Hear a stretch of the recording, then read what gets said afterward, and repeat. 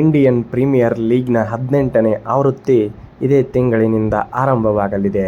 Cricket ಪ್ರಿಯರು ಕಾತುರದಿಂದ ಕಾಯುತ್ತಿರುವ ಈ ಸೀಸನ್ ಇದೇ ತಿಂಗಳ ಮಾರ್ಚ್ 23ರಿಂದ ಭರ್ಜರಿಯಾದಂತಹ ಪ್ರಾರಂಭವನ್ನು ಪಡೆಯಲಿದ್ದು, ಎಲ್ಲ ಫ್ರಾಂಚೈಸಿಗಳು ಹಾಗೂ ಎಲ್ಲ ತಂಡದ ಅಭಿಮಾನಿಗಳು ಭರ್ಜರಿ ತಯಾರಿಯಲ್ಲಿದ್ದಾರೆ. ಈ ಬಾರಿ RCB ತಂಡವು ರಜತ್ ಪಟಿದಾರ್ ಅವರನ್ನು ಹೊಸ ನಾಯಕನನ್ನಾಗಿ ನೇಮಿಸಿದೆ.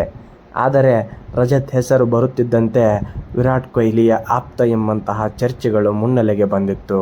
ಇದಕ್ಕೆ ಕೊಹ್ಲಿಯವರ ಬೆಂಬಲ ಇದೆ ಎನ್ನುವಂತಹ ಮಾತುಗಳು ತುಂಬ ಹತ್ತಿರದಲ್ಲಿ ಕೇಳಿಸಿ ಬಂದಿದ್ದವು. ಅದರಂತೆ 2021ರಿಂದ RCBಯಲ್ಲಿರುವ ರಜತ್ ಕೊಹ್ಲಿ ಆಪ್ತ ಅನ್ನೋದರಲ್ಲಿ ಎರಡು ಮಾತಿಲ್ಲ.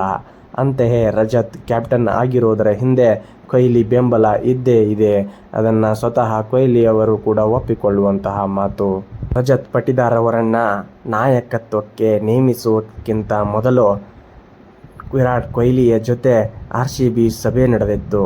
ಕೊಹ್ಲಿಗೆ ನೀವು ನಾಯಕತ್ವ ವಹಿಸಿಕೊಳ್ಳಿ ಎಂದು ಫ್ರಾಂಚೈಸಿ ಮನವಿ ಮಾಡಿತ್ತು. ಆದರೆ ಅದನ್ನು ವಿರಾಟ್ ಕೊಹ್ಲಿಯವರು ವಿನಯದಿಂದ ನಮ್ರತೆಯಿಂದ ನಿರಾಕರಿಸಿದರು. ನಂತರ ಪಟಿದಾರ್ ಹೆಸರು ಬಂದಿದೆ. ಇದಕ್ಕೆ ಎಲ್ಲರೂ ಒಪ್ಪಿದರು. ಆದ ಕಾರಣ ಕೊಹ್ಲಿ ಕೂಡ ಒಪ್ಪಿಗೆ ನೀಡಿದ ನಂತರ ರಜತ್ ಪಟಿದಾರ್ ಅವರನ್ನು ನಾಯಕರನ್ನಾಗಿ ಮಾಡಲಾಗಿದೆ.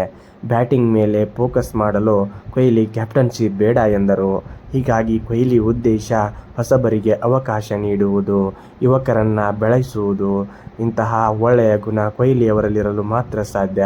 ರಜತ್ ಪಟಿದಾರ್ ಹೊಸ ನಾಯಕನಾಗಿ ಯಶಸ್ವಿ ಆಗುತ್ತಾರೆ ಮತ್ತು ತಂಡವನ್ನು ಗೆಲುವಿನತ್ತ ಕೊಂಡೊಯ್ಯುತ್ತಾರೆ ಎಂದು RCB ಅಭಿಮಾನಿಗಳು ಹಾಗೂ ವಿರಾಟ್ ಕೊಹ್ಲಿ ಹಾಗೂ RCB ಫ್ರಾಂಚೈಸಿಗಳು ನಂಬಿಕೆಯನ್ನು ಇಟ್ಟಿದ್ದಾರೆ.